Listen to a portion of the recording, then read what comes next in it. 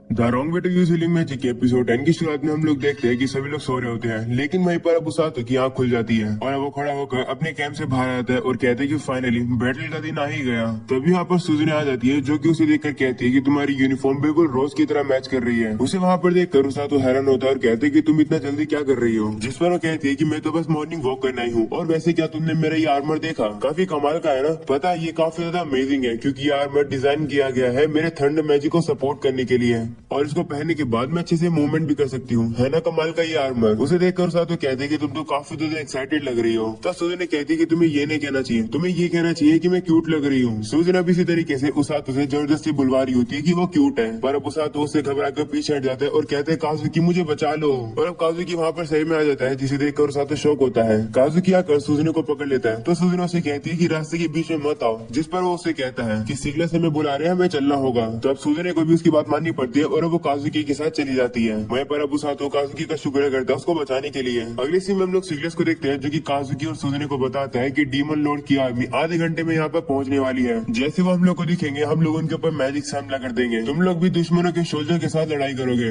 बाकी सभी नाइट्स के साथ मिलकर, और एक रास्ता ओपन करोगे जिससे कि दुश्मन के कमांडो तक पहुंचा जा सके, और हो सके तो दुश्मन के कमांडो को सीधा खत्म ही कर देना। जिस पर काजुकी और सुजने कहते हैं ठीक है। अगले सीन में वो लोग अब लड़ने के लिए तैयार हो जाते हैं, जहाँ पर सुजने काजुकी से कहती है कि अपने आप को ज्यादा पुश मत करना, जिस पर वो उसे कहते हैं कि तुम्हें मेरी चिंता करने की जरूरत नहीं है। तुम बताओ क्या तुम चिंता में नहीं हो? तुम तो जाकर उसातो को भी खुद से डिस्ट्रैक्ट करके आ चुकी हो। ये सुनकर सुजने शर्मा जाती है और वो उसे कहती है तो तुम्हें पता चल गया कि मैं क्या कर रही थी। मैं थोड़ी सी घबराई हुई हूँ, लेकिन सच बताऊं तो थोड़ी सी मैं एक्साइटेड भी हूँ। तब काजुकी उससे कहते कि जैसे तुम अर्थ पे थी अब तुम बिल्कुल भी वैसी नहीं रही हो। तो सुजने कहती हाँ वो वाली सुजने अब जा चुकी है, लेकिन मैं जैसी हूँ उसातो ने मुझे वैसे एक्सेप्ट किया है। ये सुनकर काजुकी कहते कि ये सब कब हुआ, मुझे तो पता ही नहीं था, तुम्हें इसके बारे में मुझे सब कुछ बताना होगा। तो सुजने कहती अभी नहीं, जब हम लोग जिंदा वापिस आ पाए तब मैं तुम्हें बताऊंगी। अगर तुम्हें जानना है तो तुम्हें जिंदा वापस आना होगा। तभी वो अचानक से फील करते हैं कि जो डीमन की आर्मी है वो अब पहुंच चुकी है यहाँ पर। वो लोग अब सामने देखते हैं तो उन लोगों को डीमन लॉर्ड की आर्मी दिखाई देती है, जो कि उन लोगों के पास आ रही होती है। उन्हें देखकर वो सभी लोग अब अपने मैजिक को तैयार कर लेते हैं और सीधा ही डीमन लॉर्ड की आर्मी के ऊपर वो सीधा फायर कर देते हैं। उन लोग को अब लगने लगता है कि उन लोगों ने डीमन लॉर्ड की आर्मी को खत्म कर दिया है, लेकिन तभी अचानक से धुआं हटने के बाद वो लोग देखते हैं कि डीमन लॉर्ड की आर्मी तो वहाँ पर होती ही नहीं है, यानी कि ये सब एक छलावा था। यानी दुश्मन ने उनके ऊपर इल्यूजन मैजिक का यूज किया था। वो लोग अब देखते हैं कि जो असली दुश्मन है वो तो साउथ वेस्ट से आ रहे हैं, यानी कि दूसरे डायरेक्शन से। वो देखकर काजुकी सुजने और सभी लोग अब वहाँ पर जाने लगते हैं उनसे लड़ने के लिए। अगले सीन में हम लोग रोज को देखते हैं, जो कि अपनी टीम को बता रही होती है कि जिसने भी ब्लैक कपड़े पहने हैं कि बैटलफील्ड में जाओ और जो भी इंजर्ड लोग हैं उन्हें यहाँ पर वापस लेकर आओ, जाओ और जिंदा वापस आना। ये सुनकर सभी लोग अब चले जाते हैं बैटलफील्ड पर, जिसके बाद रोज और गा और उरुरु से कहती है कि तुम लोग की ड्यूटी यहाँ टेंट के अंदर है, और रुको तुम लोग को यहाँ पर गार्ड करेगा, लेकिन अगर इमरजेंसी आती है और बात आउट ऑफ कंट्रोल हो जाती है तो बस भाग जाना। ये सुनकर वो लोग भी कहते हैं ठीक है। जिसके रोज उसातो से कहती है कि तुम और मैं बैटलफील्ड में तब जाएंगे जब ज्यादा सोल्जर्स घायल होने लगेंगे, तब तक के लिए हम लोग यहाँ पर हीलिंग करेंगे लोगों की। वो सुनकर उसातो कहते हैं ठीक है। जिसके बाद वो सभी लोग अपनी अलग अलग पोजीशंस ले रहे होते हैं। उसातो वहीं पर सोच रहा होता है कि क्या काजुकी और सुजने ठीक होंगे। वो सुनकर उरुरु से कहती है कि क्या तुम अपने फ्रेंड्स की चिंता कर रहे हो, जिस पर वो कहते हैं हाँ। तो उरुरु से कहती है कि ये मत भूलो कि तुम भी बैटलफील्ड में जा रहे हो, तो तुम्हें भी केयरफुल होना होगा। तो उसातो कहते हैं हाँ। तभी लोग टोंग को देखते हैं, जो कि इंजर्ड लोग को इतनी जल्दी से ले आता है। वो देखकर उसातो और उरुरु हैरान होते हैं कि लोग इतनी जल्दी घायल हो रहे हैं। तो रोज उन लोगों को बताती है कि ये वॉर है, तो घायल लोग एक के बाद एक आते रहेंगे,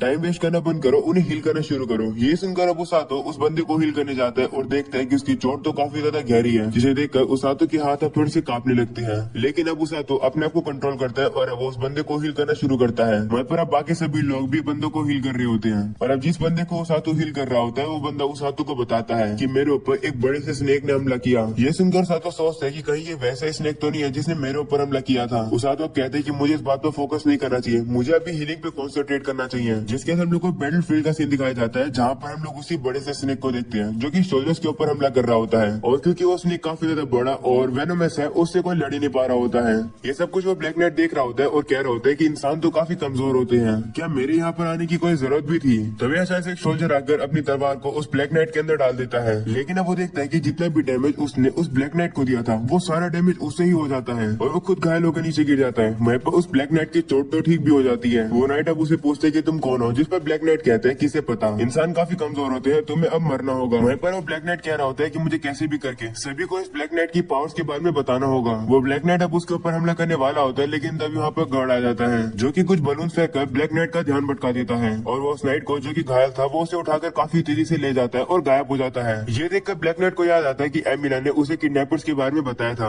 और अब ब्लैक नाइट समझ जाता है कि जिसको उसने अभी अभी देखा वो एक किडनैपर था। ये जानकर ब्लैक नाइट अब काफी ज्यादा एक्साइटेड हो जाता है और काफी हंसने लगता है और कहता है कि इंसान काफी इंटरेस्टिंग होते हैं। मैं होप करता हूँ कि वो इसी तरीके से मुझे एंटरटेन करें। तभी उसे सूजनी का लाइटनिंग मैजिक दिखती है। उसे देखकर ब्लैक नाइट अब उसी की तरफ जाता है, जिसके बाद गार्ड अब उस इंजर्ड बंदे को वापस एक कैंप के अंदर ले आता है, जहाँ पर अब उसकी ट्रीटमेंट शुरू होती है। जिसके अंदर रोज को दिखाया जाता है, जो कि ओसातो से कहती है कि अब समय आ चुका है, क्या तुम रेडी हो बैटलफील्ड में जाने के लिए? जिस पर ओसातो कहता है हाँ बिल्कुल, आखिरकार मुझे आपका राइट हैंड मैन बनने की ट्रेनिंग जो दी गई है। यह सुनकर रोज कहती है ठीक है फिर, तब तो चिंता करने की कोई जरूरत ही नहीं है। वो अब ओरगा और ओरोरे से कहती है कि हम लोग जा रहे हैं, तुम लोग यहाँ पर संभाल लेना। जिस पर वो लोग भी कहते हैं ठीक है, जाओ जाकर लोगों को बचाओ और इंजर्ड मत होना।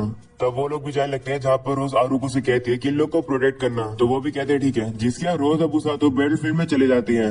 वो लोग बैटलफील्ड में जा रहे होते हैं, तभी रोज उसातो को बताती है कि एक घायल सोल्जर ने मुझे बताया कि एक दुश्मन है जिसने ब्लैक आर्मर पहन रखा है और उसका मैजिक खतरनाक है, तो केयरफुल रहना। ब्लैक आर्मर का नाम सुनकर उसातो को वही फ्यूचर वाला सीन याद आता है। वो याद करके उसातो थोड़ा सा घबरा जाता है और वहीं पर रुक जाता है। तभी रोज अब उसके पास आती है और कहती है कि मैं तुम्हें एक आखिरी एडवाइस दे रही हूँ, तुम लोग को नहीं मार सकते हो है ना? जिस पर उसातो कहते हैं हाँ, मेरा काम है लोगों को बचाना। ये सुनकर रोज उसे कहती है कि अगर ये बात तुम तब भी कह सकते हो जब तुम चिंता में हो, तो तुम एक असली पागल हो। ठीक है, मैं तुम्हें एक स्पेशल टेक्निक सिखाती हूँ, अच्छे से सुनना क्योंकि उसे मैं सिर्फ एक ही बार बताऊंगी। रोज अब उसातो को वो टेक्निक बता देती है जिसका यूज करके उसातो दुश्मन को खत्म कर सकता है। पर वो टेक्निक क्या है उसके बारे में हम लोग को नहीं बताया जाता है। पर उसे सुनकर उसातो कहते हैं कि ये एक अल्टीमेट मूव लग रहा है। उसातो रोज से कहते हैं कि क्या ये टेक्निक आपने मेरे लिए ढूंढी है? जिस पर वो कहते हैं बिल्कुल नहीं। तो अब उसातो उसका शुक्रिया करता है। रोज अब उसातो से कहते हैं कि तुम राइट जाओ और मैं लेफ्ट जाऊंगी। तो उसातो भी मान जाता है और वो लोग अलग अलग डायरेक्शन में चले जाते हैं।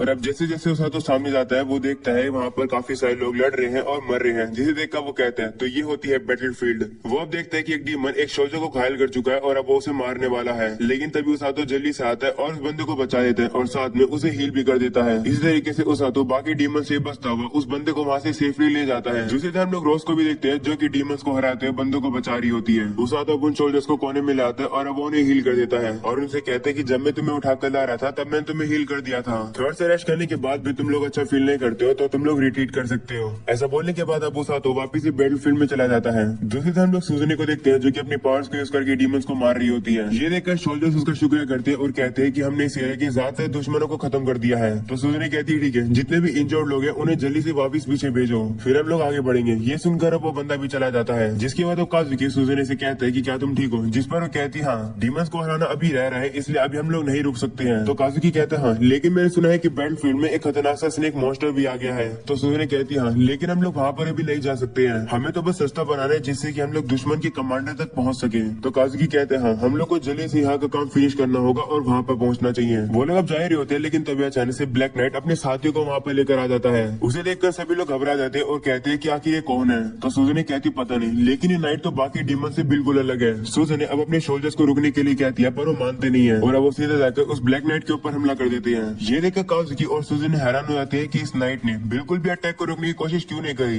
कैसे डर नहीं होता है। वहीं पर वो ब्लैक नाइट उन सोल्जर से कहते हैं कि तुम लोग रास्ते के बीच में हो, साइड हटो। ऐसा बोलने के बाद वो अपनी पावर्स क्रॉस करके उन्हें पीछे हटा देता है। जिसके सूजनी उन सोल्जर्स को पीछे हटने के लिए कह रही होती है, लेकिन तभी अचानक से उन सोल्जर्स को डैमेज हो जाता है जो कि वो उस ब्लैक नाइट को देने वाले थे। ये सुनकर काजुकी गुस्सा हो जाता है और उस ब्लैक नाइट के ऊपर हमला करने वाला होता है और उसे कहते हैं कि तुमने ये क्या किया। वो ब्लैक नाइट के ऊपर हमला करने वाला था, लेकिन तभी सूजन ने काजुकी को रोक देती है। लेकिन अब काजुकी का अटैक उसके हाथों से छूट जाता है और अब वो अटैक जाकर ब्लैक नाइट के थोड़े से कंधे की साइड में लग जाता है। ब्लैक नाइट भी हैरान होकर काजुकी से कहता है कि तुम तो लाइट मैजिक यूज कर सकते हो, ये तो मैंने पहली बार देखा है लाइट मैजिक। वह काजुकी अब सूजन से कहते हैं कि तुमने मुझे क्यों रोका? तो सूजन कहती है कि मुझे नहीं लगता कि तुम इस बंदे के ऊपर डायरेक्टली हमला कर सकते हो। तभी वो ब्लैक नाइट कहता है रिफ्लेक्ट, और अब ब्लैक नाइट को जो काजुकी का अटैक लगा था उसका जो दर्द होता है वो काजुकी को लगता है और साथ में उसकी चोट भी। काजुकी हैरान होकर कहते हैं कि क्या चल रहा है। वही सूजन से कहती है क्या तुम ठीक हो? जिस पर वो कहता है हाँ मैं ठीक हूँ, चोट इतनी गहरी नहीं है। वही अब सूजन समझ जाती है ब्लैक नाइट्स की पावर के बारे में। वो कहती है कि जो कोई भी इस नाइट की आर्मर के ऊपर हमला करेगा उसका डैमेज उसी बंदे के ऊपर होगा जिसने हमला किया था। ये सुनकर ब्लैक नाइट सूजन से कहते हैं कि तुम तो स्मार्ट हो, तुम पहली पर्सन हो जिसने इतना जल्दी ये पता लगाया है।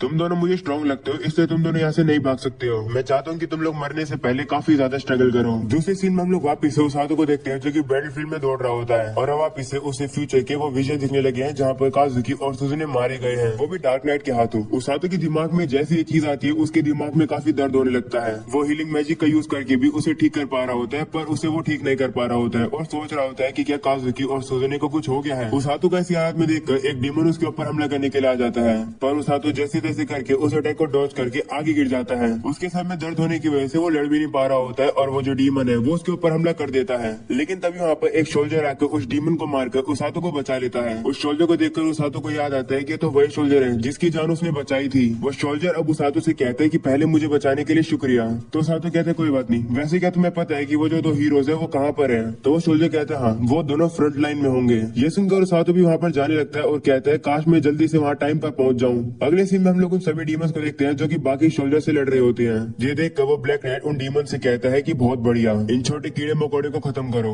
वही सुजुकी काजुकी से कहती है कि इतने सोल्जर्स बाकी लोगों को रोक रहे हैं, इतने में हम लोग को जल्दी से इस ब्लैक नाइट को खत्म करना होगा। तो काजुकी कहता है हाँ, लेकिन कैसे? क्योंकि अगर ये आर्मर सारे डैमेज को रिफ्लेक्ट करता है तो हम लोग कुछ भी नहीं कर सकते हैं। तो सुजुकी कहती है कि ये रिस्की है, लेकिन मैं कुछ ट्राई करना चाहती हूँ। वो अब उस प्लान को काजुकी को बता देती है। उसे सुनकर काजुकी कहते हैं कि ये प्लान तो काफी डेंजरस है। तो सुजुकी कहती है कोई बात नहीं, अगर कुछ हो भी जाएगा तो उसातो हम लोग को हील कर देगा। वो सुनकर काजुकी उससे कहते हैं कि तुम कितनी रेकलेस हो, तुम अर्थ पर भी ऐसी थी। उन लोग की बातें सुनकर ब्लैक नाइट उनसे कहते हैं कि अगर तुम्हारी मीटिंग खत्म हो गई हो तो लड़ना शुरू करें। ऐसा बोलने के बाद वो उनके ऊपर हमला करता है और अब वो लोग भी उससे लड़ने के लिए आगे बढ़ते हैं, जहाँ पर सुजुकी अपने लाइटनिंग मैजिक का यूज करके डार्क नाइट के सामने धुआं धुआं कर देती है। सुजुकी को लगता है कि इससे डार्क नाइट को देखने में थोड़ी सी मुश्किल होगी और अब इसी मौके का फायदा उठाकर डार्क नाइट के ऊपर हमला करती है, जिसके बाद काजुकी भी आकर उसके ऊपर हमला करता है। वो दोनों अब सोचने लगते हैं कि क्या उन लोगों ने इसे हरा दिया, लेकिन तभी डार्क नाइट अब रिफ्लेक्ट यूज करता है, जिससे कि जो डैमेज उन लोगों ने डार्क नाइट को दिया था वो उन दोनों को ही हो जाता है। सुजुकी मन में कहती है कि मुझे लगा था कि अगर ये डार्क नाइट डैमेज को देख ही नहीं पाएगा तो ये उसे रिफ्लेक्ट भी नहीं कर पाएगा, पर ये तो काम ही नहीं किया। सुजुकी अब देखती है कि डार्क नाइट की जो कमर है उस पे से अटैक रिफ्लेक्ट नहीं हुआ है। सुजुकी को डार्क नाइट की कमजोरी के बारे में अब पता चल जाता है और अब वो काजुकी से कहती है कि एक और बार इसके ऊपर हमला करो। काजुकी थोड़ा सा डाउट कर रहा होता है, लेकिन फिर अब वो मान ही जाता है। वही डार्क नाइट उससे लड़ने के लिए तैयार हो जाता है और कहते हैं कि इस बार मुझे कुछ इंटरेस्टिंग चीज दिखाना। ये सुनकर काजुकी उसके हमले को डॉज करके अब उसके हमले को रोकने की कोशिश करता है।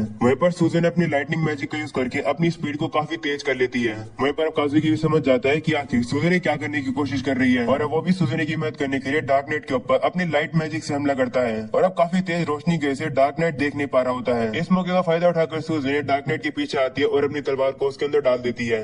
सुजुकी अपनी तलवार को डार्क नाइट के गले से निकालती है, जिससे कि अब डार्क नाइट रिफ्लेक्ट भी नहीं बोल पा रहा होता है। वहीं पर सुजुकी भी सोचने लगती है कि मेरा अटैक रिफ्लेक्ट नहीं हुआ, इसका मतलब मेरा शक सही था कि ये डार्क नाइट उन अटैक को रिफ्लेक्ट नहीं कर पाता है जिसे ये आते सेंस नहीं कर पाता है, और मैंने इसके गले पर हमला करके इसकी बोलने की शक्ति को खत्म कर दिया है। तो काजुकी इसके ऊपर अब हमला करो, तुम्हारा हमला अब इसके ऊपर काम करेगा। ये सुनते काजुकी अब डार्क नाइट के ऊपर हमला करने के लिए आ जाता है। तभी डार्क नाइट कहता है कि मैं तो मजाक कर रहा था। ऐसा बोलने के बाद वो रिफ्लेक्ट बोलता है और अब जो भी डैमेज सुजुकी ने डार्क नाइट को दिया था वो सारा डैमेज सुजुकी को ही हो जाता है। सुजुकी अब ये भी देखती है कि डार्क नाइट ने अपनी तलवार काजुकी के आर पार कर दी है। डार्क नाइट अब सुजुकी से कहता है कि तुम्हें क्या लगा कि मैं उन अटैक को रिफ्लेक्ट नहीं कर सकता हूँ जिन्हें मैं इमीडिएटली सेंस नहीं कर सकता हूँ? तुम्हें यह लगा था ना कि अटैक करने के बाद तुम मुझे रिफ्लेक्ट बोलने से रोक सकती हो। ऐसा बोलने के बाद वो काजुकी को नीचे फेंक देता है और कहता है कि इससे फर्क नहीं पड़ता कि मैं अटैक को देखूं या फिर सेंस कर पाऊं। मेरा डैमेज रिफ्लेक्शन ऑटोमेटिक नहीं है, बल्कि वो इच्छा से चलता है। मैंने जानबूझकर अपने कमर वाली चोट को रिफ्लेक्ट नहीं करा था, और वैसे भी इस स्पेल को कास्ट करने के लिए मुझे तेजी से रिफ्लेक्ट बोलने की जरूरत भी नहीं है। इसका मतलब इस दुनिया में कोई भी नहीं है जो कि मुझे घायल कर सकता है। ये सुनकर सुजुकी काफी घबरा जाती है और अब वो काजुकी की तरफ देखती है जिसकी काफी ज्यादा बुरी हालत हो चुकी है। सुजुकी की भी अब बुरी हालत हो जाती है और अब वो नीचे गिर जाती है और अब वो मन में उसातो से माफी मांगती है, और इसी के साथ हो जाता है ये एपिसोड यहीं पर खत्म। पसंद आया हो तो जरूर लाइक कर देना, चैनल पर न्यू हो तो सब्सक्राइब कर देना, and thank you 3 lakh subscribers के लिए। मिलते हैं अगले एपिसोड में, तब तक के लिए बाय बाय।